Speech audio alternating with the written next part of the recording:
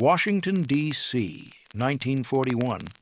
A stunning blonde woman in an evening gown walks into the Italian embassy. She's there for a party, champagne and caviar, diplomats and their wives. But this isn't a social call. Her name is Amy Elizabeth Thorpe, codename Cynthia. And tonight she's going to seduce a naval attaché, get him drunk, sweet-talk her way into his office, and photograph every single cipher code book the Italians have. Those codes will save 10,000 Allied sailors' lives. Ships that would have been sunk will make it home. Convoys that would have been torpedoed will deliver their cargo. All because a Minnesota girl who grew up riding horses and hosting tea parties learned to use her beauty as a weapon. By the end of the war, she'll have slept with enemy diplomats, stolen military secrets from 3 different countries, and helped plan the D-Day invasion. The British called her their most valuable agent. The Americans called her methods unthinkable. But nobody, and I mean nobody, could argue with her results. This is the story of a society girl who became a spy, a woman who traded cocktail parties for dead drops and ballroom dances for intelligence operations, a woman who seduced fascists to save democracy. And the crazy part? She loved every minute of it. Now, I know what you're thinking. Another spy story, right? But here's the thing, and stick with me here, because this is important. We grew up on James Bond. We watched those movies, read those books, thought we knew what espionage looked like. Fancy gadgets, car chases, guys in tuxedos ordering martinis. Well, let me tell you something. The real heroes of World War II intelligence work? Most of them were women, and they didn't use gadgets. They used something far more effective. They used the fact that powerful men underestimated them. They walked into rooms full of Nazi officers and fascist diplomats, and those men saw pretty faces and nice dresses. They never saw the steel underneath. They never suspected that the woman laughing at their jokes was memorizing everything they said. That's what made operatives like Amy Thorpe so damn effective. The enemy never saw them coming.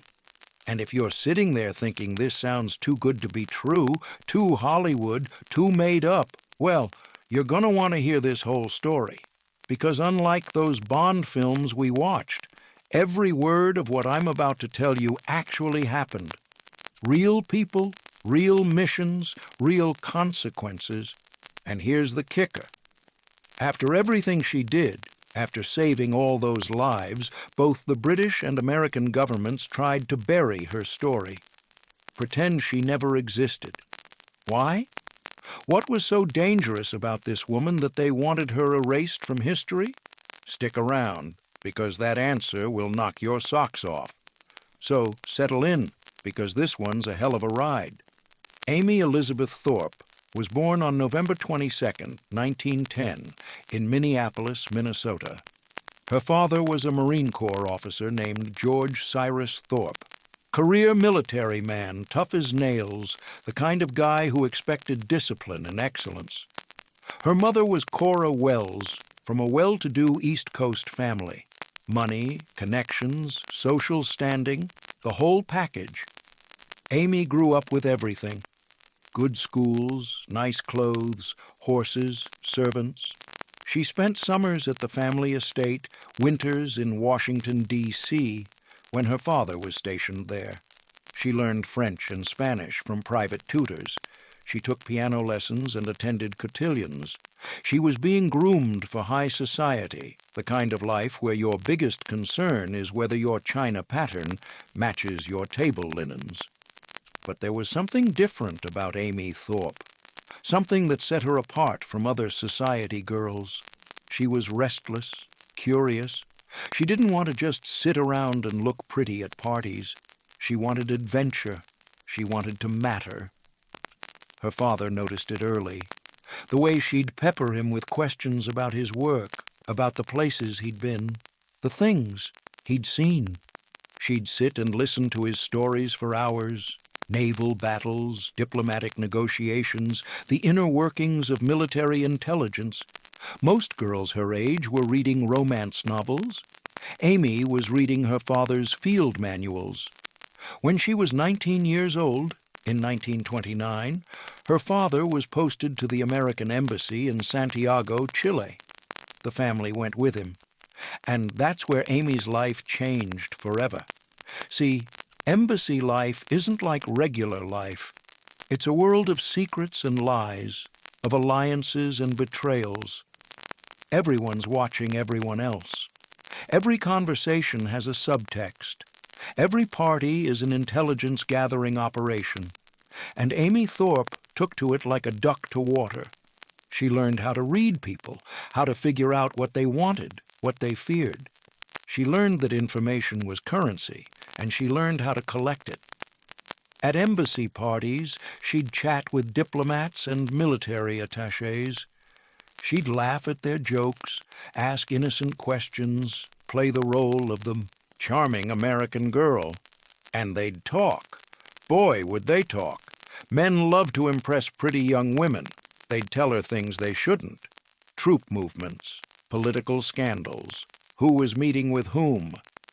Amy would file it all away, remember every detail, and then casually mention it to her father. He started to realize his daughter had a gift, a natural talent for this kind of work. It was in Santiago that Amy met Arthur Pack. He was a British diplomat, second secretary at the British Embassy. Older than her by almost 20 years. Sophisticated, worldly, connected. Everything a 19-year-old girl from Minnesota might find attractive. They had a whirlwind romance. By 1930, they were married. Amy became Mrs. Arthur Pack, wife of a British diplomat. And just like that, she was part of the game. The great game of international espionage and diplomatic intrigue that was ramping up as the world headed toward another war. Now, here's where things get interesting. Arthur Pack wasn't just a diplomat. He was also an intelligence officer for Britain's Secret Intelligence Service, what we call MI6. And his new young wife? She was about to become his most valuable asset. The British Intelligence Service had been watching Amy Thorpe. They'd noticed her skills, her charm, her ability to extract information, and they wanted to recruit her. Problem was, she was an American citizen. Couldn't officially work for British intelligence, but as the wife of a British diplomat? Well, that was different. She could help her husband. Perfectly innocent, perfectly deniable. Arthur and Amy were posted to Warsaw, Poland in 1935, and this is where Amy Thorpe really came into her own. Warsaw in the mid-1930s was a hotbed of espionage. The Soviets were there, the Germans were there. Everyone was watching everyone else as Europe teetered on the brink of war. And Amy Pack walked right into the middle of it. She attended parties at the Soviet embassy, the German embassy, the Italian embassy. She befriended diplomats' wives and military attachés. She became known as one of the most charming women in Warsaw's diplomatic circle. And the whole time, she was working. Her first real target was a Polish diplomat. Young guy, handsome, ambitious. He had access to information about Polish military defenses, the kind of intel the British desperately needed as war clouds gathered. Amy befriended him at a party, flirted with him, made him feel important, interesting. Within weeks, they were having an affair, and he was telling her everything. Polish fortifications along the German border, military readiness assessments, political maneuvering within the Polish government. She'd meet him for lunch, for drinks, for romantic rendezvous in hotel rooms, and every time she'd extract a little more information. Then she'd go home and write up detailed reports for her husband to pass along to London. Now look, I know what some of you old-timers might be thinking. She was stepping out on her husband? That ain't right, and I hear you. But listen, this wasn't some soap opera nonsense. Arthur Pack knew exactly what his wife was doing. Hell, he signed off on it. Their marriage was a cover, a partnership. And while she was doing that work, boys just like the ones you served with, boys from Iowa and Texas and Brooklyn, were getting shipped off to die. Every secret Amy stole was one less ambush, one less telegram that started with, "We regret to inform you." War is ugly, fellas. Espionage is uglier. But sometimes ugly gets the job done. All right, let's get back to the story. September 1st, 1939. Germany invaded Poland. The war Amy had been preparing for had finally arrived. Warsaw was chaos. German bombers overhead, refugees fleeing, the Polish army in full retreat. Arthur and Amy Pack had to evacuate with the rest of the diplomatic corps. They made it out by the skin of their teeth, taking a train through Romania to safety. But Amy wasn't done. Not by a long shot. The British intelligence service had seen what she could do. They wanted more. In 1940, Arthur Pack was posted to Santiago, Chile again. But this time, Amy had her own mission. The British were desperate for intelligence on what the Axis powers were up to in South America. German U-boats were operating out of neutral ports. Italian and German diplomats were trying to pull South American countries into the Axis orbit. And the British needed someone on the ground who could infiltrate those circles. Enter Amy Thorpe Pack, codename Cynthia. Her first target in Chile was Admiral Alberto Lais, the Italian naval attaché. Middle-aged, vain, susceptible to flattery. Amy engineered a meeting at a party, struck up a conversation about Italian opera. Within days, they were having lunch together. Within weeks, he was in love with her. And Amy? She was playing him like a violin. Lais would meet her at restaurants, at her apartment, anywhere she suggested. And every time, he'd talk. About Italian naval operations, about where their ships were going, about their supply lines and their capabilities. But Amy wanted more than just conversation. She wanted documents, physical proof, hard intelligence the British could act on. So she pushed harder. Made Lais feel like she really cared about him, that they had something special. And one day, she convinced him to bring her to his office at the Italian embassy. Private tour, just the two of them. While he was showing off, bragging about his important work, Amy was memorizing the layout, where the safes were, where the code books were kept, the security procedures. Then she reported everything back to British intelligence, and they told her what to do next.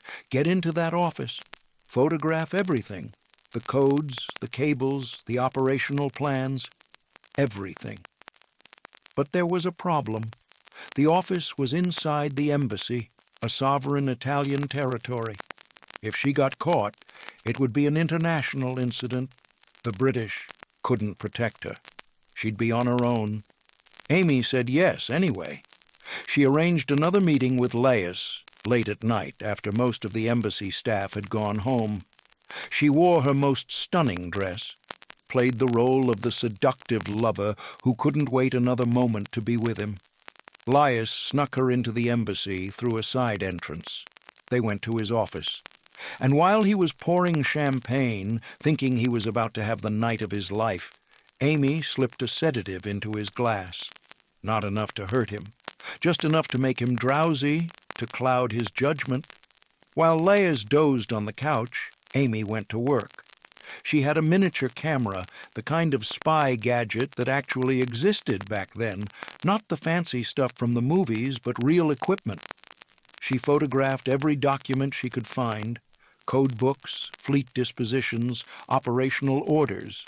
She worked fast, her hands shaking, knowing that at any moment someone could walk in. When she was done, she woke Lais up gently, told him he'd had too much to drink, helped him to his car. He never suspected a thing. The intelligence Amy gathered that night was invaluable. It revealed Italian naval codes that the British were able to decrypt. They could read Italian naval communications for months afterward. convoy routes, submarine positions, supply ship movements. Ships that would have been sunk made it through. Sailors who would have drowned went home to their families. And it was all because a society girl from Minnesota had drugged an Italian admiral and robbed his office. I'll be damned if that isn't one of the gutsiest moves I've ever heard of. A society girl from Minnesota drugging an Italian admiral and robbing his office blind.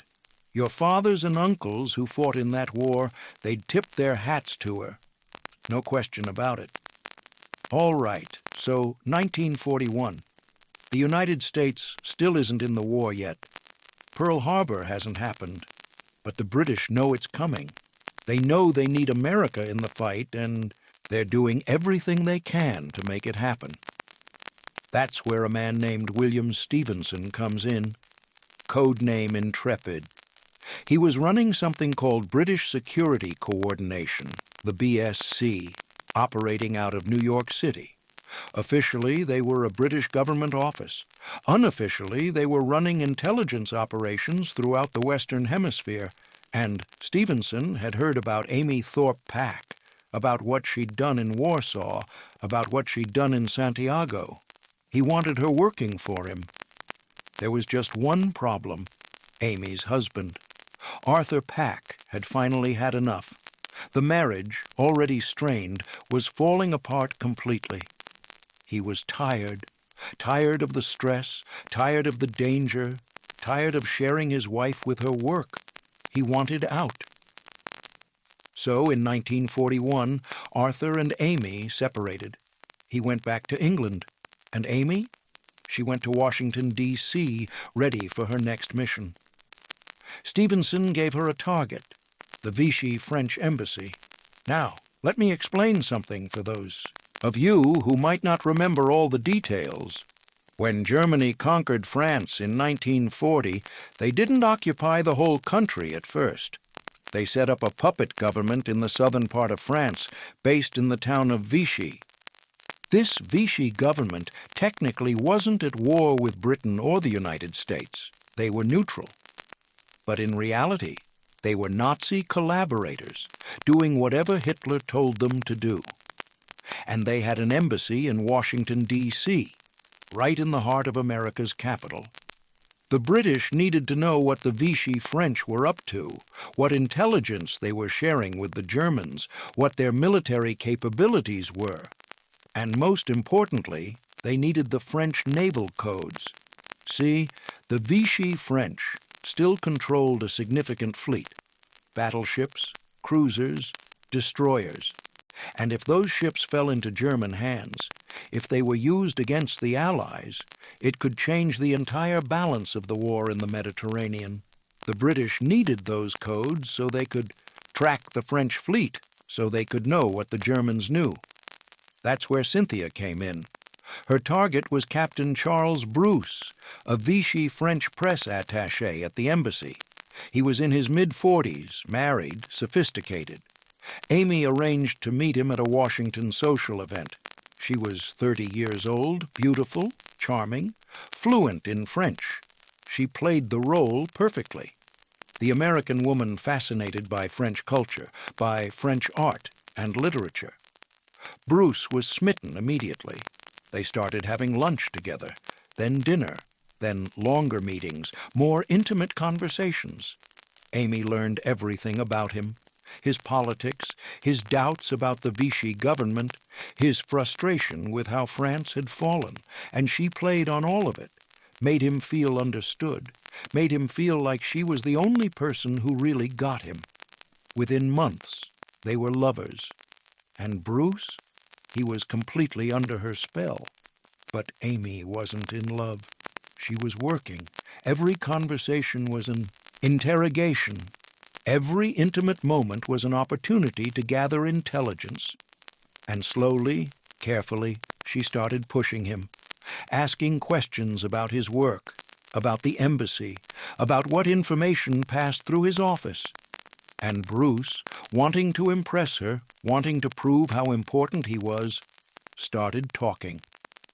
He told her about communication procedures between Washington and Vichy, about which diplomats were most loyal to the Germans, about security measures at the embassy, and Amy reported all of it back to Stephenson. But Stephenson wanted more. He wanted those code books, the physical documents. And to get them, Amy was going to have to break into the French embassy. Now, this wasn't like the Italian embassy in Chile. This was Washington, D.C., capital of a neutral country that the British were trying to court. Getting caught would be a disaster, an international scandal. It could damage Anglo-American relations at the exact moment when the British needed American support most. But the intelligence was too valuable to pass up. So they planned the operation. And it was audacious. It was risky. It was the kind of thing that only someone like Amy Thorpe could pull off. The plan was simple in concept, insanely difficult in execution. Amy would convince Brousse to let her into the embassy late at night, after hours. She'd tell him they needed privacy, that she wanted to be with him somewhere romantic, somewhere forbidden. And once inside, she'd get to the code room, photograph everything, and get out before anyone noticed. But there was a watchman who made rounds. There were alarms. There were safes that needed to be cracked. They'd need help, professional help. British intelligence sent in a safecracker. I'm not making this up. They actually sent in a professional thief who'd been recruited for intelligence work. His name was Georgia. That was his code name, at least. He was an expert lockpicker, could crack any safe given enough time. The plan was for Amy and Brousse to get into the embassy, let Georgia in through a side door, and then he'd work on the safe while Amy and Brousse provided cover. The first attempt was in June 1942. Amy convinced Brousse to meet her at the embassy late at night. She told him she couldn't wait anymore, that she needed him right then. Young lovers, unable to control their passion, that's what she sold him, and he bought it. They entered the embassy around midnight. Brousse signed them in with the night watchman, using some excuse about needing to pick up documents for an early morning meeting. The watchman, an older French guy, didn't think much of it. Diplomats worked odd hours. Now picture this scene, because it's important to understand just how dangerous this was. This wasn't some remote building in the countryside. This was the Vichy French embassy in Washington, D.C., blocks from the White House, in the middle of a city full of police and federal agents. If anything went wrong, if Amy and Georgia were caught, it would be an international incident. The British couldn't help her. She was operating on American soil without American permission. She'd be arrested, probably imprisoned, maybe even deported. And the intelligence relationship between Britain and America, still fragile in those early months after Pearl Harbor, could be seriously damaged. But Amy didn't think about that as she walked through those embassy corridors. Or maybe she did, and she did it anyway.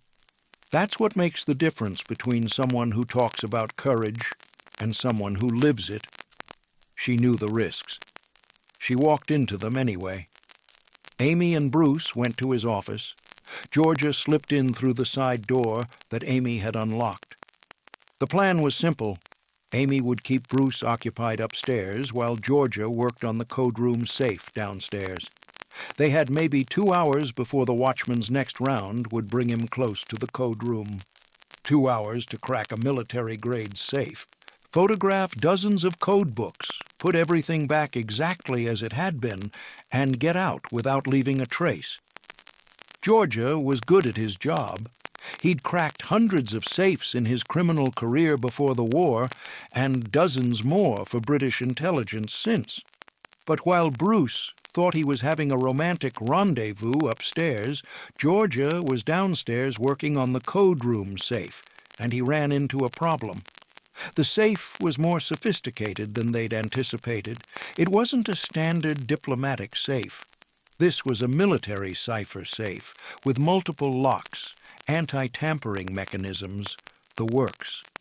The French weren't taking any chances with their naval codes. Georgia worked by feel, by sound, by instinct. He had a small flashlight, but he couldn't risk much light. Every few minutes he'd pause, listening for footsteps, for voices, for any sign that someone was coming. Sweat dripped down his face.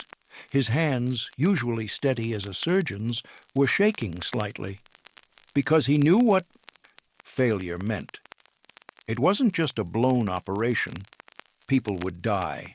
Allied sailors, young men who'd never know how close they'd come to being saved, would be killed when their ships were torpedoed.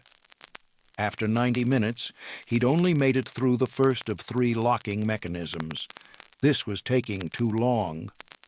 And the watchman was making his rounds, getting close to the code room.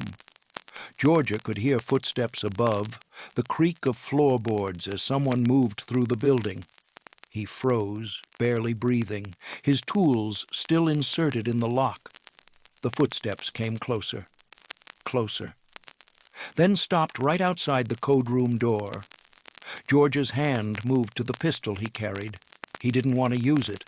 Killing a watchman would turn this into a murder investigation, would blow the whole operation, would probably get Amy and Brousse caught. But if that door opened, if he was discovered, he'd have no choice. It was either shoot his way out or spend the rest of the war in a prison cell. Maybe worse. The footsteps moved away. The watchman continued his round. Georgia let out a breath he didn't know he'd been holding. But the close call meant they had to abort. They needed more time, a better plan, maybe different tools. Georgia slipped out the way he'd come in. Amy and Brousse left shortly after, playing their roles perfectly. Just 2 lovers leaving after a late-night tryst. Nothing suspicious. Nothing worth a second glance. Mission failed. For now. But Amy didn't give up. Not by a long shot. Over the next month, they went back 5, 6 times. Each attempt was a near miss. The watchman's schedule was screwy, unpredictable. Georgia needed better tools. British intelligence smuggled in new equipment. They studied blueprints, mapped escape routes, learned from every close call. And Amy? Cool as a cucumber, every single time. Playing the lovesick woman while her brain was running a dozen calculations. Where's the watchman? How much time does Georgia have? Is that footstep getting closer? That kind of compartmentalization, fellas, that's not something they teach you. You either got it or you don't. And this gal had it in spades. By the 4th attempt, they'd almost gotten nabbed twice. Once, Amy had to fast-talk her way past a suspicious watchman with some cockamamie story about translation work. Another time, Georgia barely slipped out a window when a late-night meeting showed up unannounced. Pure bad luck. But that's the spy game. Sometimes you do everything right and the cards just don't fall your way. And here's a detail that sounds too crazy to be true, but it is. One night, when the watchman came close to discovering Georgia in the code room, Amy made a split-second decision. She stripped down to nothing, stood in the hallway between the watchman and the code room, and when he came around the corner, she acted embarrassed. "Oh, my goodness, you caught us. We were just, you know." The watchman, gentleman that he was, apologized profusely and went the other way. He was an old-school Frenchman, believed in discretion, wasn't about to interrupt what he thought was a private moment between lovers. Think about that for a second. Think about the presence of mind that required. The watchman appears. Georgia's in the code room with the safe open and documents spread everywhere. One more step and the whole operation is blown. So Amy, without hesitating, makes a choice that saves the mission. She sacrifices her dignity, her privacy, her sense of safety. She makes herself vulnerable in the most literal way possible. And it works, because she understood human psychology. She understood that the watchman would be more embarrassed than suspicious, that he'd want to get away from that situation as quickly as possible. And she used that understanding to protect Georgia, to protect the mission, to protect the thousands of sailors whose lives depended on getting those code books. That's genius-level espionage. That's the kind of thinking under pressure that can't be taught. You either have it or you don't. And Amy Thorpe had it in spades. Finally, after weeks of attempts, Georgia cracked the safe. He pulled out the code books, the cipher keys, everything the British needed. Amy had brought a camera, and she started photographing page after page. They worked for hours. Every time they heard a sound, they'd freeze, hearts pounding, sure they were about to be caught. But they weren't. By 4 a.m, they had everything, every code, every cipher. They put the books back, locked the safe, made sure everything looked undisturbed. Then they slipped out into the Washington night. The walk out of that embassy must have been excruciating. Every step toward the door, Amy and Georgia must have expected someone to shout, to raise an alarm, to realize what had happened. But nobody did. The watchman was at the other end of the building. The few staff members who were there that night were busy with their own work. Amy and Brousse played their parts one more time, the tired lovers leaving after a long night together. They said goodnight to the watchman, walked out the front door, got into separate cars and drove away. And then, once she was alone, once she was safe, Amy Thorpe probably fell apart. That's what you don't see in the spy movies. The aftermath, the adrenaline crash, the shaking hands and the nausea, and the overwhelming realization of just how close you came to disaster. She'd done it. She'd actually pulled it off. But the weight of it, the stress of those weeks, the constant fear, the endless pretending, all of it came crashing down at once. Intelligence officers trained to handle that. They have techniques for processing the stress, for managing the psychological toll. But Amy? She'd learned on the job. Nobody had prepared her for what it felt like to live on that knife's edge for weeks at a time. She just had to figure it out. Had to find a way to function despite the fear, despite the nightmares, despite the constant anxiety. And she did, because that's what the job required. The intelligence Amy delivered that night, a game changer. The whole ball of wax. The British could now read every Vichy French naval communication. They knew where every ship was headed, what the Germans were planning. Historians figure those code books saved somewhere north of 10,000 Allied sailors. That's not a number on a page, fellas. That's enough young men to fill a small town. Enough sons and brothers and husbands to pack a stadium. Every one of them got to go home, got to see their kids grow up, got to bounce grandchildren on their knee. And here's the thing that gets me. Most of those boys never knew. They made it home from convoys that weren't ambushed, and they had no idea why they'd been lucky. They never knew that a 32-year-old woman from Minnesota had spent weeks risking her neck in a French embassy so they could live. That's her monument, not bronze or marble. Living, breathing families who exist because she had the brass to do what needed doing. Now, if you're still with me, and I hope you are, because we're getting to the good stuff, I gotta ask you a favor. These stories about the real heroes, the ones they never put in the history books, they only reach people if you help spread the word. So if Amy's story has got you fired up, hit that subscribe button. I've got plenty more where this came from. All right, let's keep moving. After the French embassy operation, Amy Thorpe was exhausted, burned out. She'd been working non-stop for over a year, and it was taking its toll. The stress, the constant danger, the mental strain of always playing a role, never being able to relax. British intelligence gave her some time off, but not much, because by late 1942, the war was entering a critical phase. The United States was fully in the fight now after Pearl Harbor. Allied forces were planning major operations in North Africa, in Italy, in France, and they needed intelligence, lots of it. Amy was sent to North Africa to gather information ahead of Operation Torch, the Allied invasion of French North Africa, in November 1942. Her job was to identify Vichy French officials who might be willing to cooperate with the Allies, who might order their troops not to resist the invasion.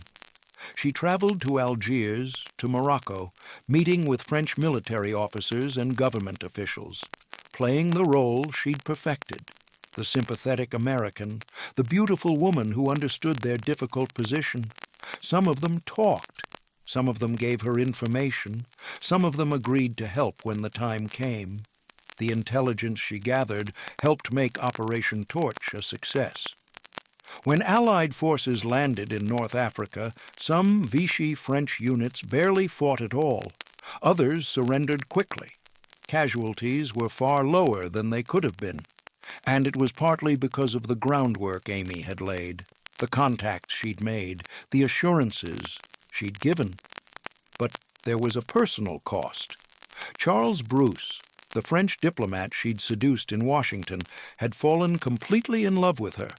And Amy, against all her training, against every rule of intelligence work, she'd developed real feelings for him too. It wasn't the same as the other targets. With Brousse, there was something genuine, something that went beyond the mission. When he found out she was leaving for North Africa, he was devastated. And when he learned later what she really was, that she'd been a spy the whole time, that their whole relationship had started as an operation, it broke him. Brousse divorced his wife and wanted to marry Amy. But by that point, Amy was changing. The work had worn her down. She'd lied to so many people, manipulated so many men, betrayed so many confidences. She'd done it all for the right reasons, she believed that. But it had cost her something, some essential part of herself. She wasn't sure she was capable of real love anymore. Wasn't sure she could ever have a normal relationship after everything she'd done. By 1943, Amy Thorpe was done. She told British intelligence she couldn't do it anymore, couldn't play the seductress, couldn't betray another man's trust, even if he deserved it. She wanted out, and to the credit of her superiors, they let her go. They didn't force her to continue. They recognized that she'd given more than anyone had a right to ask, that she'd done things most people couldn't even imagine doing. They gave her an honorable discharge from intelligence work, thanked her for her service, and let her walk away. She eventually did marry Charles Brousse. After his divorce was finalized, after the war ended, they got married and moved to a chateau in southern France.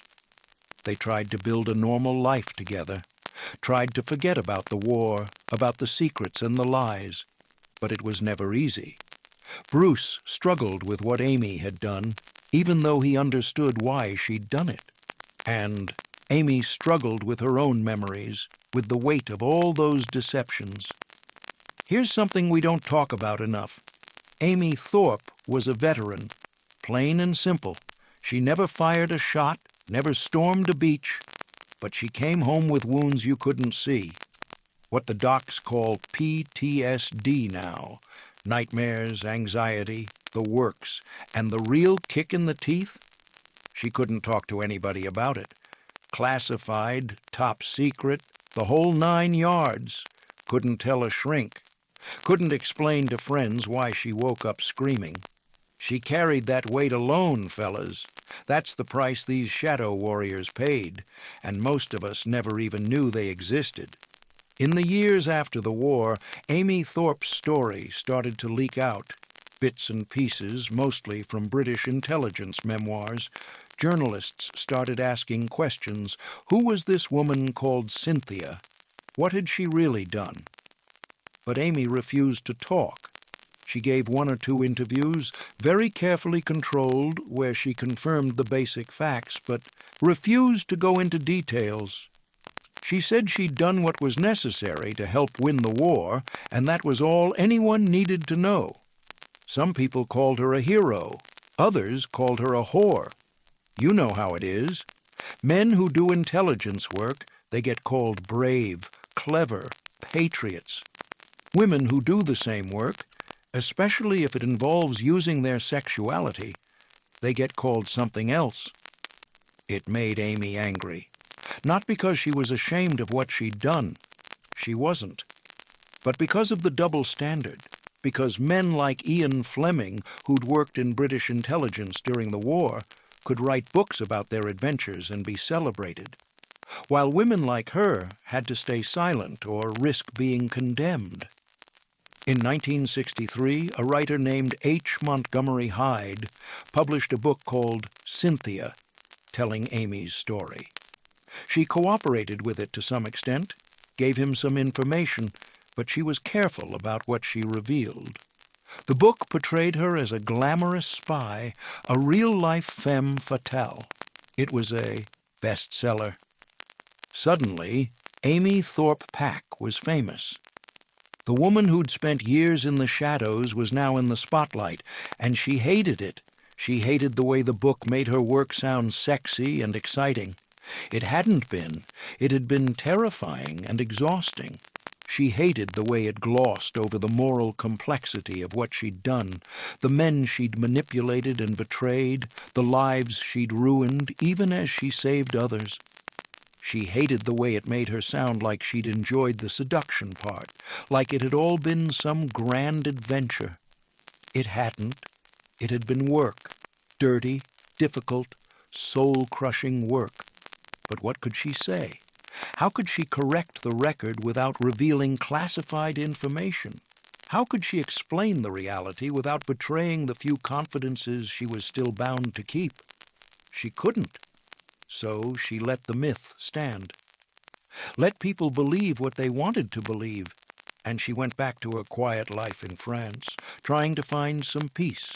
Amy Elizabeth Thorpe Pack died on December 1st, 1963, in France. She was 53 years old, cervical cancer.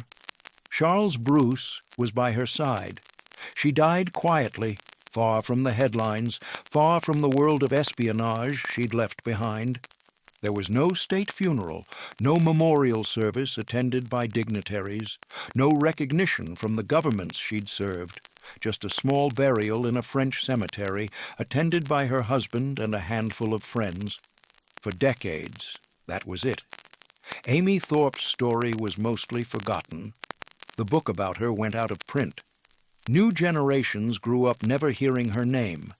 The CIA, which had been formed after the war and absorbed many OSS agents and operations, didn't acknowledge her. The British government stayed silent. It was like she'd never existed. But here's the thing about history. Sometimes the truth comes out anyway. In the 1990s and 2000s, as intelligence files from World War II were declassified, more details about Amy's work emerged. Historians started writing about her again. Scholars started recognizing her contribution. And slowly, people started to understand just how important she'd been. The intelligence she gathered from the Italian naval attaché in Chile had helped the British Navy track Italian fleet movements in the Mediterranean. Ships had been sunk, convoys protected, all because of information she provided. The Vichy French codes she stole in Washington had been used by Allied intelligence for over a year. Thousands of messages decrypted, countless operations planned based on that intelligence. The work she'd done in North Africa had made Operation Torch less bloody than it could have been, saved American and British lives. One historian estimated that Amy Thorpe's intelligence work contributed to saving at least 10,000 Allied sailors' lives, maybe more.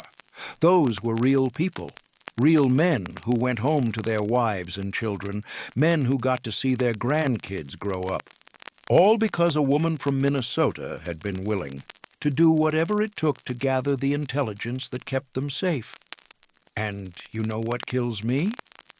Most of those men never knew. The sailors who made it home from convoys that weren't ambushed, they had no idea why they'd been lucky.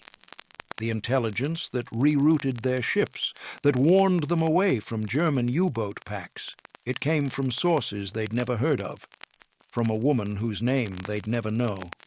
They got to live their lives, have their families, grow old, and they never knew who'd saved them. That's the nature of intelligence work, isn't it?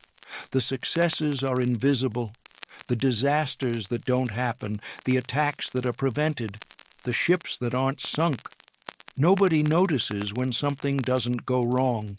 So the people who make those victories possible, they don't get parades, they don't get medals, they just get to know, quietly, that they made a difference.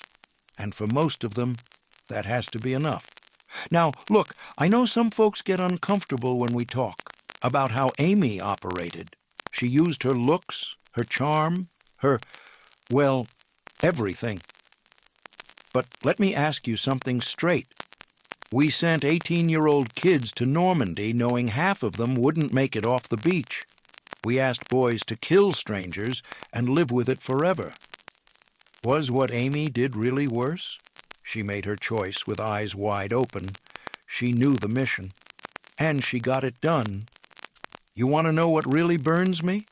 If she'd been a man pulling the same stunts, we'd call him a smooth operator, make movies about him. James Bond does it in every damn film and everybody loves him, but Amy does it to save thousands of lives and people want to question her?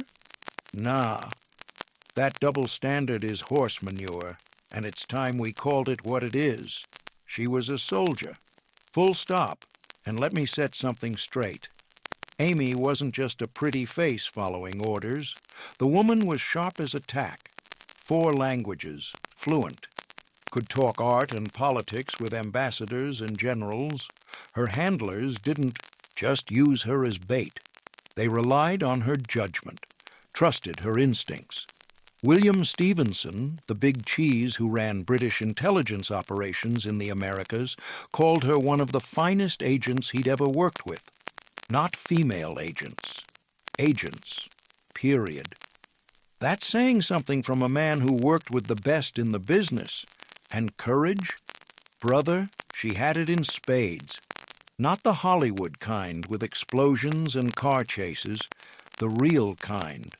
The kind where you walk into enemy territory knowing that if things go sideways, nobody's coming to save you. She did that for years. Lived with that fear every single day. Never cracked, never broke character.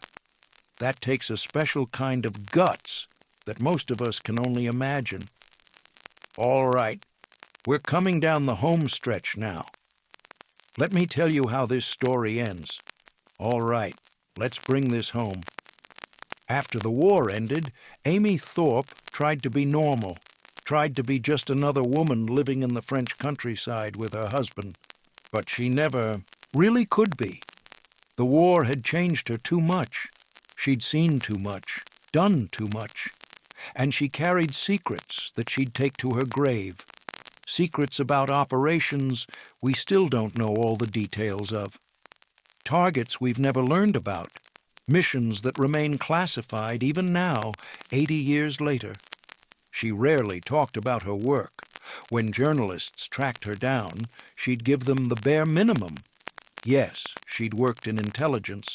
Yes, she'd gathered information. No, she wouldn't provide details.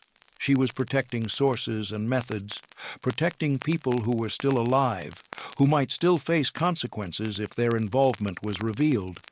Even in retirement, she was still an intelligence officer, still bound by duty. Charles Brousse stayed with her until the end. Despite everything, despite learning that their relationship had started as a lie, despite knowing that she'd manipulated him, used him, betrayed him, he forgave her. Maybe because he understood that she'd been at war, doing what soldiers do.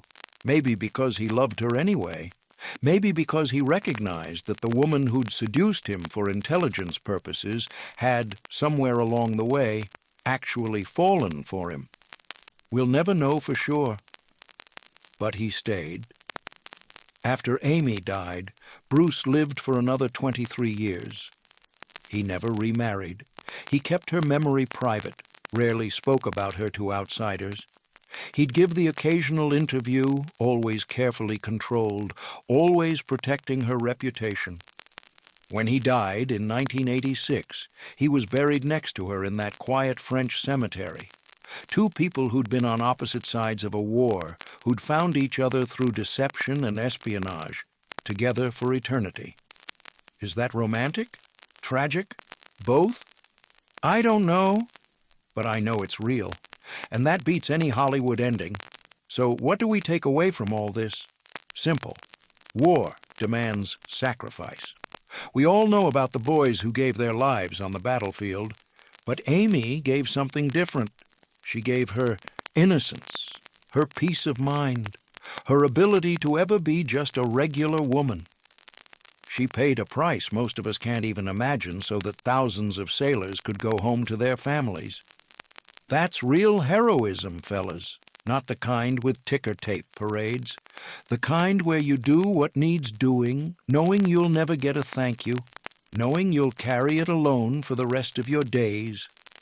If you know a veteran, any veteran, shake their hand.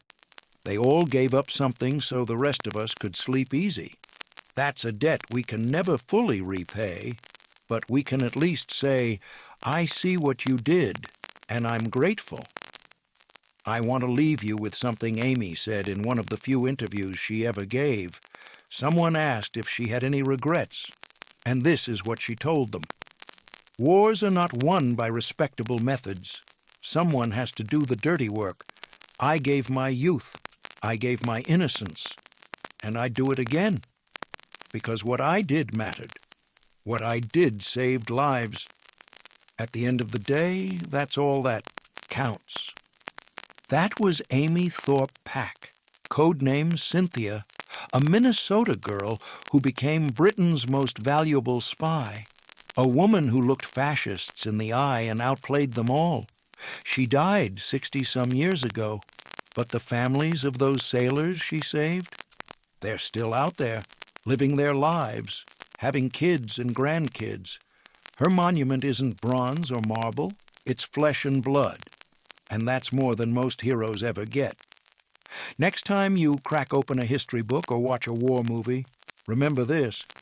Behind every victory, there were people like Amy working in the shadows, and a whole lot of them were women. Women who used every weapon they had to fight evil. They were heroes, same as the boys who stormed the beaches, and it's about damn time we said so. If this story meant something to you, subscribe. I've got plenty more where this came from. Stories about the real heroes, the ones they forgot to put in the history books. Thanks for sticking with me, fellas. Take care of yourselves. And never forget, God bless.